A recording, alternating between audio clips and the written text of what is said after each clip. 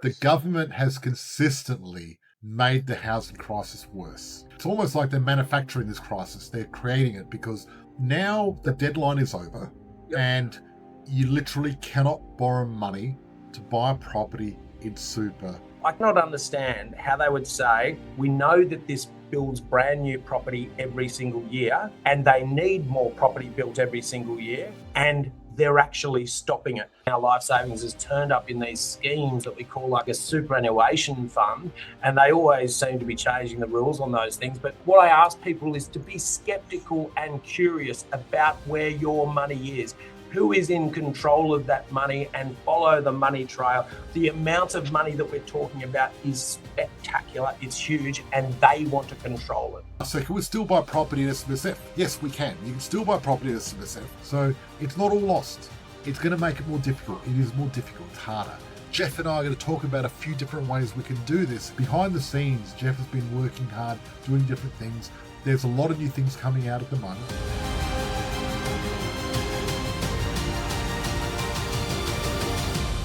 Hello, George Markoski from the Positive Property Show.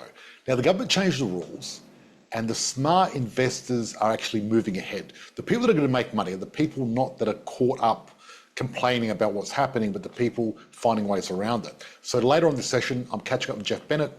He's an expert on super, and we're going to talk about ways around of what is happening currently, because since August the 12th, I think it is, you cannot borrow money in a SMSF anymore. So we're going to be doing a deep dive, what that means for the Australian economy, what it means for investors, and what the smart investors are doing now. Let's get started. So the RBA just announced they're keeping rates stable. So they haven't changed the rates at all, which is good news. So here the rates are holding at 4.35%. So the pressure isn't over yet. Cash rate remains at 4.35% after 3 hikes over this year of 2026. Inflation is expected to remain above target well into 2027. And a lot of that's to do with oil.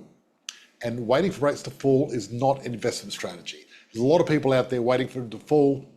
It's not going to happen just yet. But this is where we're looking. So inflation is not going to return to the RBA's midpoint until early 2028.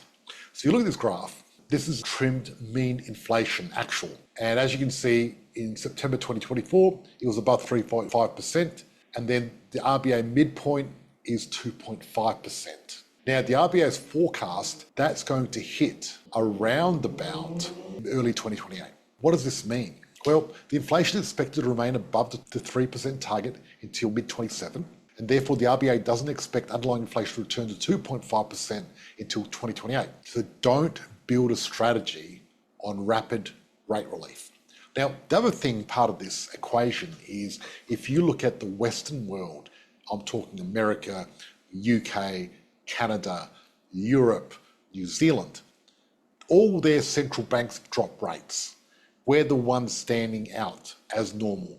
The Australian Reserve Bank likes to keep rates high, annoys the hell out of me, so hopefully do something about that. So the opportunity is not disappearing. Smart investors don't wait for perfect conditions. They adjust the conditions in front of them. So that's the message. Now, let's talk about real people, real results. Now, I want to talk about one of our members. I want to talk about Jay and Bernardine McCormack. Now, Jay and Bernardine, they joined our membership about 3 years ago, and this is what they've done so far. This is their property at Raceview. This is their first investment property. 3 bedrooms, 2 bathrooms, 1 car, $452,700. And now they bought this in an SMSF while we could through the government. They settled in June 2023 for $452,700. The total market value now is $710,000. The current profit is $257,000. They also bought Pinjarra in WA. 3 bedrooms, 2 bathrooms, 2 cars, $459,990. 20% deposit using their equity, so zero real dollars. They settled in May 2025 for $459,000. The market value now is $730,000. Current profit is $270,000. Current total profit in just 3 years, $527,000. Okay, let's bring Jay and Bernardine on. Jay and Bernardine, hello. Hello. Jay and Bernardine, I see you on Thursday night quite often here, and sometimes we get to chat in the room. So really rapt to have you on here. So welcome. Thank you. Thank you. Tell me a little bit about your story. Jay and Bernardine, when did you discover that property was the way to go? I was thinking about it for a long time, and I just never done nothing. Went on for 10 years, and then one day it just popped up on my Facebook feed, and the rest was history. I signed up that day. I woke up for work that morning, and I said I need to do something now, and I just done it. Right, very decisive. Well done. But the thing that got me was I always watched Robert Kiyosaki's videos. And then when your reel popped up, I saw you had within, so that sort of just said, "Oh, it must be a sign," and that's why I joined. There's Lovely.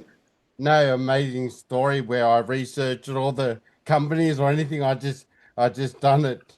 Yep. Okay. Great. Because I know a lot of members, especially we had this lawyer in Sydney, and she researched 300 companies and did a database and spent 3 months doing it. And look. And at the end of the day, obviously, Robert Kiyosaki was a big factor. Now, Bernardine, were you supportive of him joining Positive Property, investing in property at first? No, I didn't know anything about it. no. Okay, there you go. Yep. Then he's like, "Oh, we need to sort of like have a look at this." And then he sort of like had the book and he was talking about it a lot. And then I was like, okay, if it's something that looks good for our family, Yep. I was like, yep, totally. Go for it. Nice. I like it. Very supportive. Now, Jay and Bernardine, tell me a little bit about yourselves. Where do you live? What do you do? We live in New South Wales, in Newcastle. Newcastle, lovely spot. Love Newcastle. Yeah, in Thornton, Newcastle. Yeah, I'm currently not working because I had a stroke, and the doctors told me I'll never work again. So I'm happy that I've done already with property. So. Yes, so you joined before your stroke and invested in property. So the timing, you just knew, didn't you? Because it's interesting that your timing, you just decided to do it and get in there. And the funny thing was, to do it all, I had to set up the SMSF to get the property. And I had to, because I rolled over my industry super, the insurance in there was terrible. So I was lucky because I set that up. It was a requirement to have insurance. So I went through all that and got a good one. Wow. So setting up the SMSF actually saved you. Saved you. Wow. That's amazing. I love to hear positive stories like this. That's amazing. And Bernadette, what do you do with yourself? Well, I'm caring for Jay and my mum and our little one here. She has type 1 diabetes. Yep. Yeah, so you invested in property and you've made... How much money did you make? Was it 520? 527,000. Not just 527. 527,000. Sorry, Yeah. 527,300. In how long? In 3 years. In 3 years. So I'm just curious. Setting up the SMSF, investing in property, you made $537,000, and knowing what happened now, you had that stroke. How has this changed your life? Yeah, it's changed my life in many ways. Some ways it's good because I always worked away. I was always away. Now I'm home with my family all the time. So that's a good thing. But I've got also other hurdles to get across now because my plan was to get 10 in 10 years. But now I don't have the income. I've got to think of other ways how to get there. Not saying I can't. I didn't call it quits when... Exactly, because there's always a way around it, and you don't call it quits, which is great. But I think, you got 2 properties, you got the right insurance, and now you're in a much better place than you would have been if you didn't do any of this. Well, we have 3 because we have our primary as well. Yep, yeah, exactly. So, you got your primary, you got those other 2, which is great. So that's really good. How was your... I was going to ask, how was your journey? Obviously, it was... pretty hectic with what's happening, right? But at the beginning, it was good. Yep. It was like very fast. Like when it first started, he was like talking about the first property, which I was fine with. And I was like, oh, yeah. And then all of a sudden it was like straight into the next one. I was like, oh my God, can we do that? Like I was just worried about the kids and stuff. Yeah, And yep, then, yep. like, just sorted it, like, set it up and went through everything. And then when we came to Bali and just like talked more about what they were doing and how they were doing it, I was like, oh, okay then. And then, like, it was literally 6 months after that, Jay had the stroke. Yeah, okay, yeah. Yeah. Yeah. Yes, So because I remember I saw you in Bali. yeah. Now, what I was going to ask is, so being part of the community, how has that's given confidence to invest? Is that what happened there with the Yep. community in Bali and everything else like that? Yeah, definitely. Yep. Yeah. Yeah. So I And suppose, even yep, the little mixes that we had in the Central Coast, just talking in North, like a guy yep. lived not far from us, just in Raymond Terrace, and he was saying he had nothing, and then now he's got like 3 or 4 properties. 5. Oh, 5. He was on last Oh, week. yeah. Andrew, I think it was Andrew. Yeah, Yeah, yep. How many does he have now? 5. 5. think And he's done five, it in yeah. 3 years as well. Yeah, yeah. But look, the average Australian doesn't have any investment properties, and the average investor has 1, and you've already got 2. So you've done well. You should be proud of yourself. And knowing you, Jay, because I've met you a lot more times than Bernardine, you're not the sort of person to quit, right? I can see that, right? And, I think there's going to be, many more legs on that. So you invested in 2 properties, and now obviously they've done well. How's the rent going with those properties now? Yeah, the rent's going good. I think it was $450 at the start. It was appraised for. It's now up to like 600. Wow, okay, The one great. in Perth in WA, that's 600, and the one in Queensland is 580. Right, okay, wow. So you're getting better rent than what you expected as well. You've made equity. So financially, you're slowly building your portfolio, which is great. Yeah. What would you say is the best part of the program for you? Probably these Sherps we have all every Thursday, because I learn so much.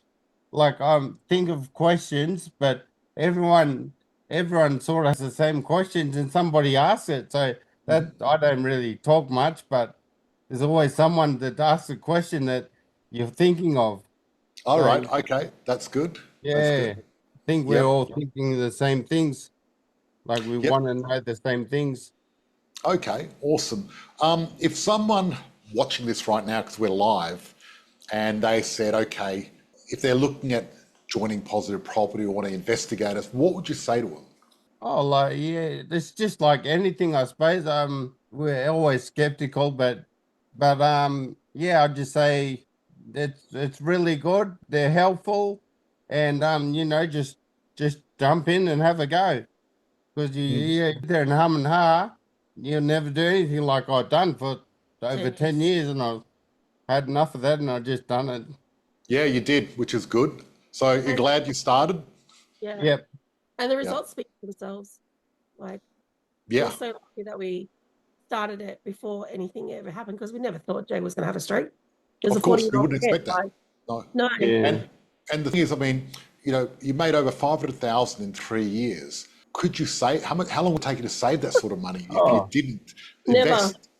Right? Never saved that. Never, because I was hopeless at saving anything. There you go. And that's the most people, and that's the amazing thing, that you can create in 3 years what a lot of people can't create in a lifetime. And your asset is just going to grow and compound year after year after year. And not only is it going to be good for the both of you, but also for your kids. Yeah. And we have 3, so they're like, oh, we can take 1 each. I'm like, no. Oh, look, when they get old enough, we can get them on the program. We'll help them as well, right? Yeah. Well, they're 21, 19 and 15 now, so the 21. Okay, well, the 21, 19-year-old, I think it's time you had a chat to them about that. Yeah. I know a lot of people on our program have enrolled their kids and have done really well, because what's happening now is there's a thing called the bank of mum and dad. Right? We know that one. You know that one, of course you do. Now, there's different ways you can help your children, right? And some people, what they do is they buy a property for their children. I'm against that personally. I don't think it's a good way to do it. I personally think the best way to help your children is to get them to do the work so they can do the learning, because it's not about what you get, it's who you become that matters. And what a lot of people are doing is saying, okay, we'll help you get into the program, we'll give you the equity, but you have to get the loan and you have to get the property, right? And that works well.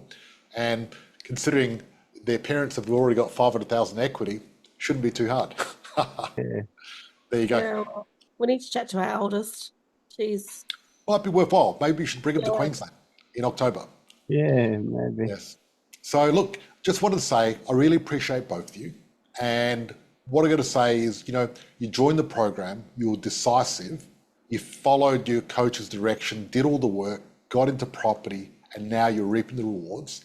And you're just at the beginning of your journey, and you've already done really well.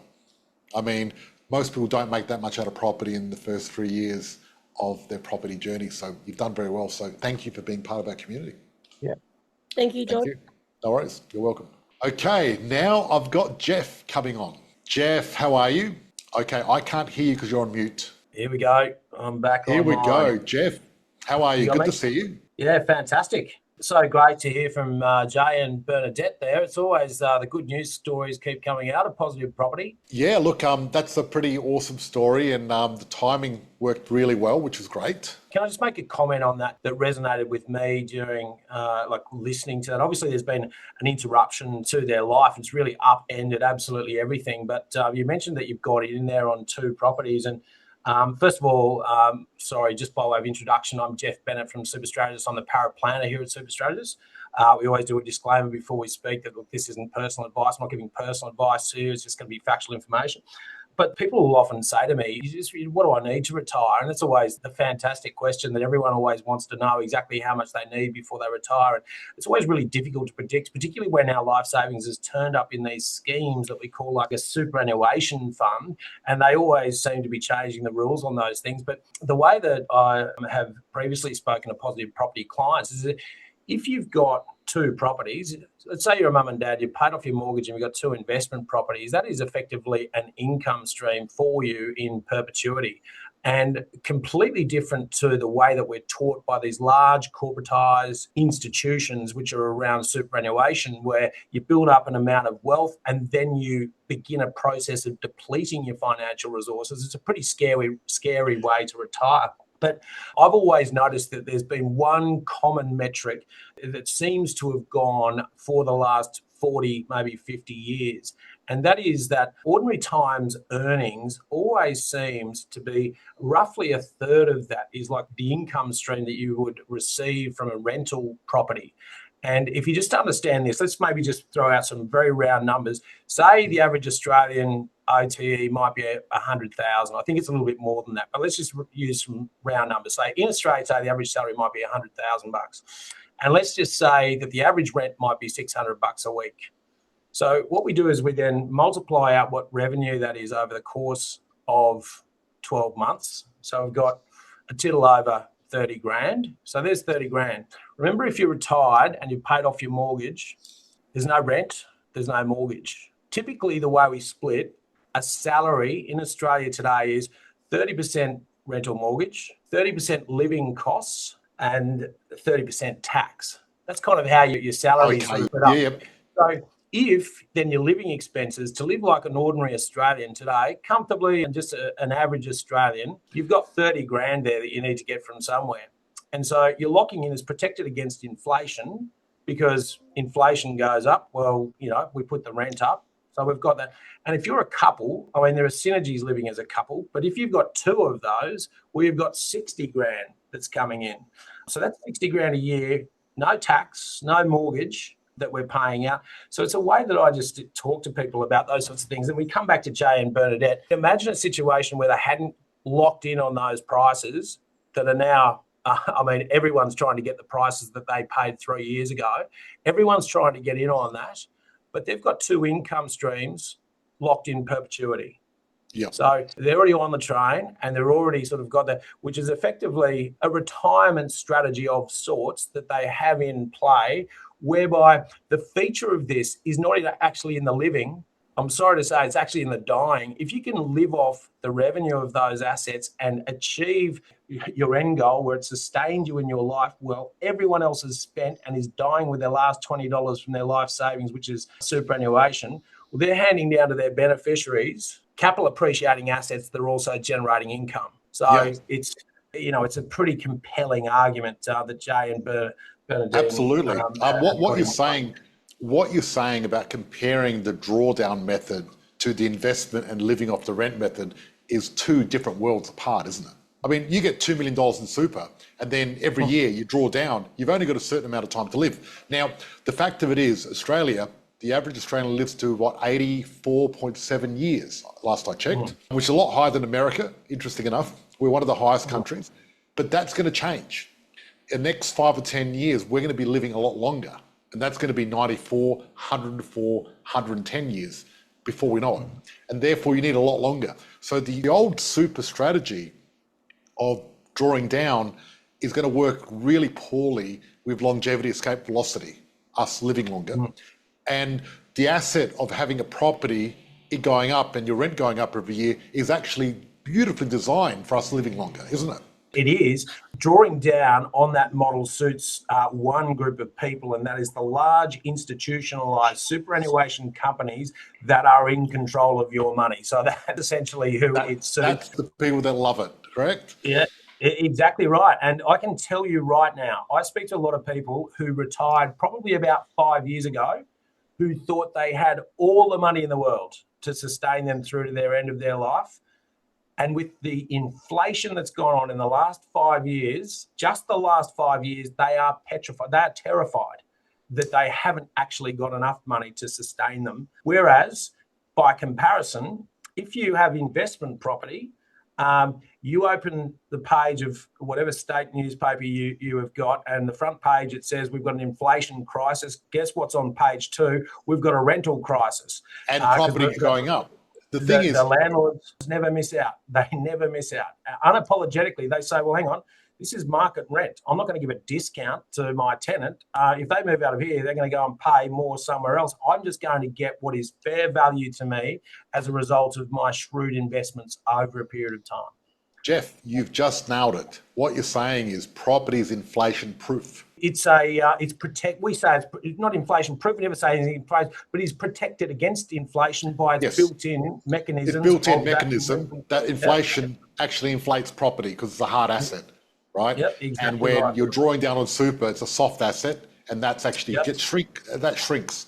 Because I remember back in 2008 during the GFC, a lot of people that were planning on retiring lost 50% of their retirement funds overnight. Which was terrible. Well, don't worry about other people. I did. I lost 50% overnight. And you know what happened, which was a rude thing that I discovered later on, because I was in a high growth fund. I was young enough to be able to make it back. But what was rude to me was that the superannuation company that I was with, again, a large corporatized superannuation entity, they had written in the fine print that they got a performance bonus if my fund achieved greater than, so it was like 15% growth in a year. Well, then they had these levies that they could charge. The arse absolutely dropped out of it. The next year, it made up money, and they went and took it. All up was probably about $12,000 that they pinned me. And I was performance bonus on getting your money to come back to where it was. Yeah, exactly. I rang them up. I said, well, did you give me money when you lost it? Like, did you say, oh, well, sorry, we performed really poorly. Here's a whole lot of money. But the money, the arse dropped out of it, went down. And then when it came back on the other side, they just went and started carte blanche, taking out massive parcels of, and the average Australian only spends 9 minutes a year looking at their superannuation statements. So if you think it's not happening to you, get invested and get involved in going through the fine print. Don't look at the fees that you get charged on the front page of your statement. Go to about page 9 or 10, where most Australians have already opted out, before you start getting this real detail about how much money they make from you. Look, the fact of it is everyone should be getting their super audited by an expert like yourself. Also, the other thing is, you look at Jay, with his industry fund, he was underfunded when it comes to insurance. Fortunately, he set up an SMSF and got the proper insurances when he did that, which would have made a massive difference. Because imagine if that didn't happen, not only then you'd get less insurance. So that's the other thing as well. Getting the insurance right. Yep. Do you mind if I just jump in there? Because I think it's a really important thing for the positive property community to understand. You are given insurance in your superannuation. If you're part of a large fund, you're given it as a marketing ploy. You do not actually own a policy in your superannuation fund. It's what they call group insurance. It is owned by the company, the trustees of the company that you are with. And what will happen, I'm not suggesting this might happen, what will happen, they call it underwriting. When something happens, like unfortunately has happened to Jay, they will go, not in Jay's instance, because it sounds like he's been medically underwritten at the time of taking out the policy, completely different. But if he was in his old fund and he went and presented himself, they would go through Jay's history and see if there's any medical way that they didn't have to pay that, because the obligation is on Jay, and it's the obligation is on every single person that's here that is with it to actually give disclosure about things that you might think are quite trivial. But that process of updating them constantly, but they will get your medical records. Insurance companies, they don't like paying out. They don't like paying out at all. And I know because we recently, Christina went to hospital and I spent $15,000 and the insurance company sent us $100 out of goodwill. And I didn't accept it. I said, no, not going to happen with me. Like, they're going to have to pay up. But that's unfortunately the way it works. Now, there's a lot of big companies that make money out of super in Australia. Yeah. And we've got one of the biggest funds in the world. Was it 1.7 trillion or something like that? There's a number of different types of superannuation. So we've got retail superannuation funds. They unapologetically get out of bed, put down and say, hey, we're going to work today to make money. Okay, so I think that they're probably the most scrupulous of the types of food. They have the most values. Look, at least they tell you, hey, we're here to make money. There are other funds that I'm a little bit more skeptical of, and this is only my opinion, but they say we're the industry funds and compare the pair, and they say we are not for profit. Let me tell you what a not-for-profit is. A not-for-profit is a company structure. It's a type of company structure that does not have to pay profits back to shareholders. And then you'll hear them say things like, we give all of the benefits to our members.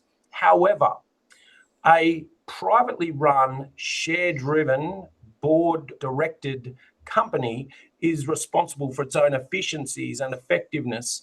Over a period of time, these industry funds, which if you can Google it, you will find out for yourself, there's a very large union control in those influences the decisions. There's a lot of talk and skepticism about the fact that there is a lot of former Labor Party politicians who have found themselves in very cushy jobs in industry super funds. It's unfair of me to say that without giving a reference, but Wayne Swan, who is the current president of the Australian Labor Party at the national level, he also happens to carry a role of chairman for Cbus Super, which is the union superannuation company. I think that that's a conflict of interest because there are allegations about very strong donations to particular political parties by Cbus Super. It controls, to give you an idea of how much money, and look, this isn't a political discussion, okay? I don't care who you vote for. It's about how you want your wealth managed. But they say that they're not for profit, but they have a great big bucket of cash that they hold back for what they call the betterment of the fund. Who controls that money? How much do you think is an appropriate amount of money to retain in that fund for the betterment of the fund? If you do some investigation into it, you'll find it's an extraordinary amount of money. Total money in control of Cbus Super is $105 billion. To give you an idea, the Labor Party's current stance about Gina Rinehart is, she's an absolute billionaire. She controls in her wealth around about $25 billion. So it's 4 times that under the control of a company whose managing director happens to also be the president of going off on tangents about the politics. But what I ask people is to be skeptical and curious about where your money is, who is in control of that money, and follow the money trail. They deliver financial reports. Read them. I've read them. Go and be interested, be skeptical, and be curious about where your wealth is. And what our clients tell us, we manage more than 1,000 self-managed superannuation companies. And what our clients tell us is, I would prefer to drive past a property somewhere and say, that is my superannuation. I understand it. There are people in there who pay me rent.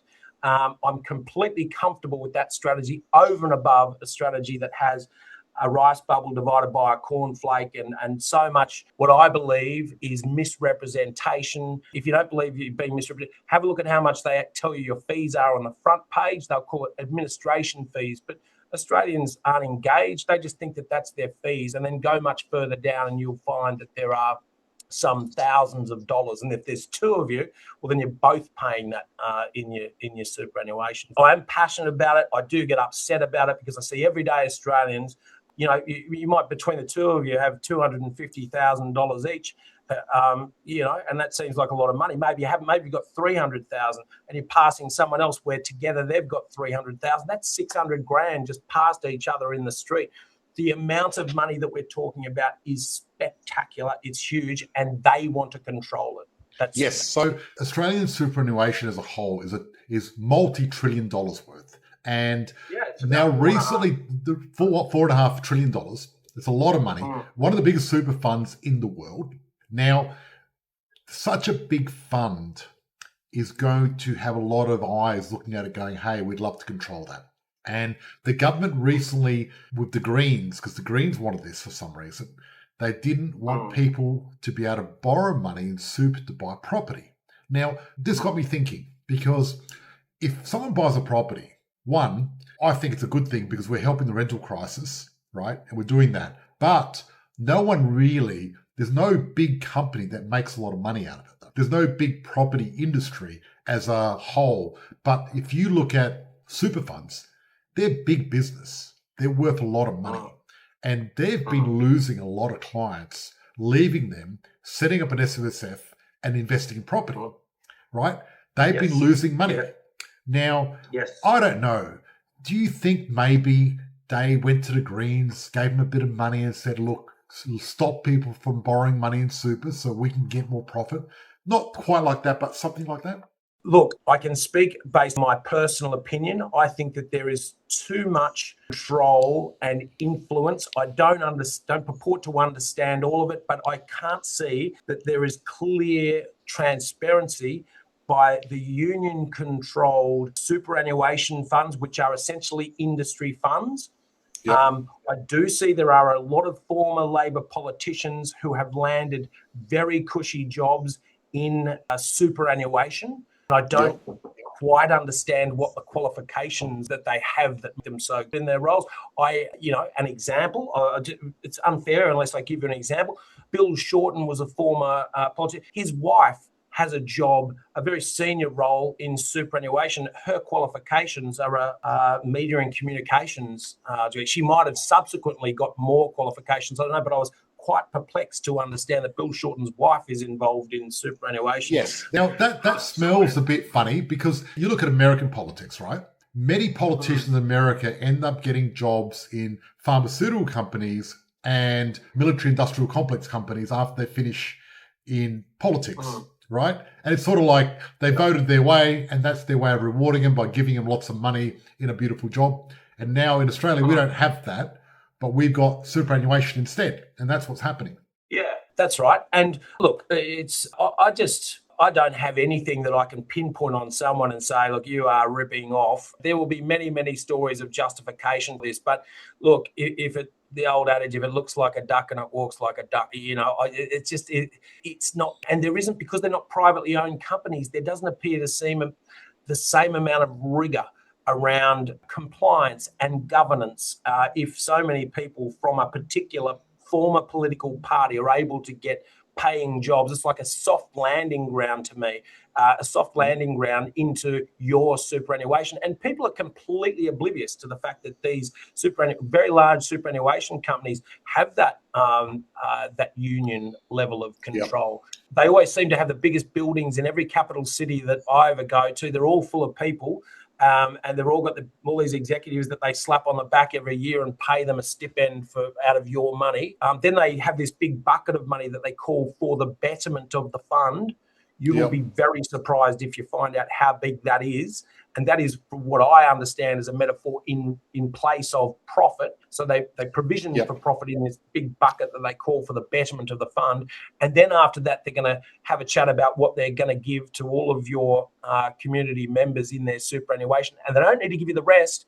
They only need to give you enough to keep you with them over a period of time. Okay, so let's talk about the facts. Now the deadline is over, and you literally cannot borrow money to buy a property in super since 10th of August or 12th of August, something like that, recently, just the last few days. Yes, you need to have entered into an arrangement that is a contract prior to the 10th of August. That's correct. Right, so 10th of August has passed. So now no super funds can borrow money for super anymore. The ones that got a signed contract before the 10th of August, they're going to be fine. Everyone else going forward, you just cannot do this anymore in Australia. If the Liberals get in, do you think there's would they want to change this or repeal it, or do you think there's no one really wants to do this? I'm just curious about that. Again, talking from my personal opinion, I believe that it needs to be changed. It needs to be changed just from an outcomes perspective. I cannot understand how they would say, we know that this builds brand new property every single year, and they need more property built every single year, and they're actually stopping it. It's overwhelming. It's alarming to understand that their remit is to create a solution to this housing crisis that exists in Australia today. But they're making it worse. They are making it worse. The government has consistently made the housing crisis worse, time and time again. They always say, we're going to fix it, and then everything they do does the opposite.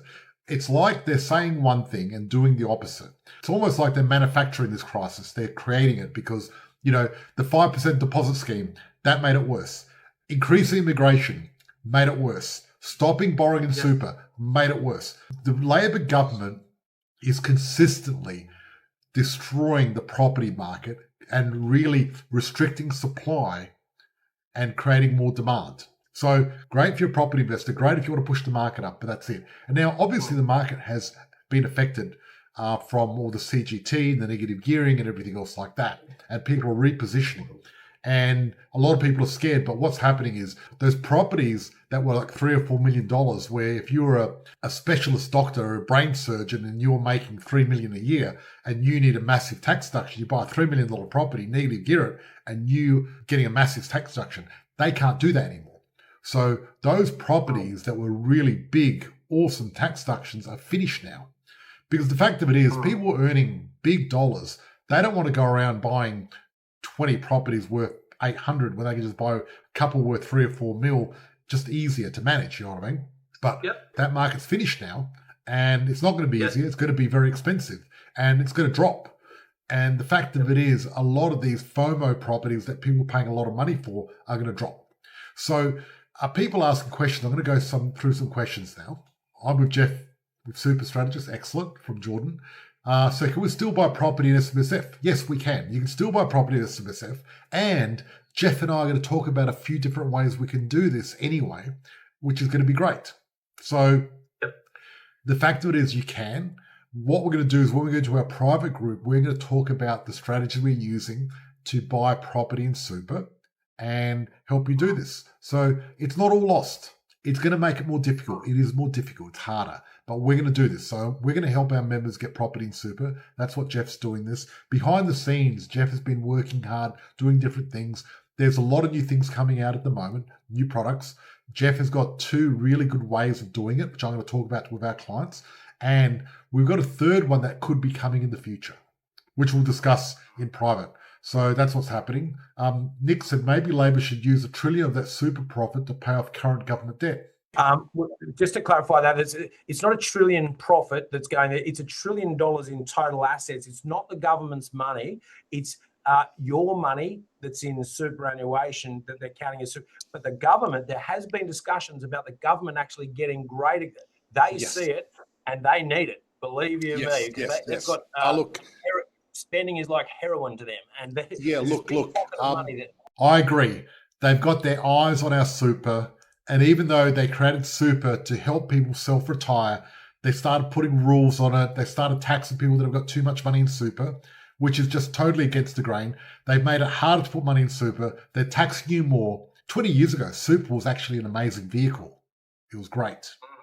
I use super because you could actually contribute with zero tax and pull it out of zero tax 20 years ago. Yeah. Yeah, that's right. It was amazing. Tax-free.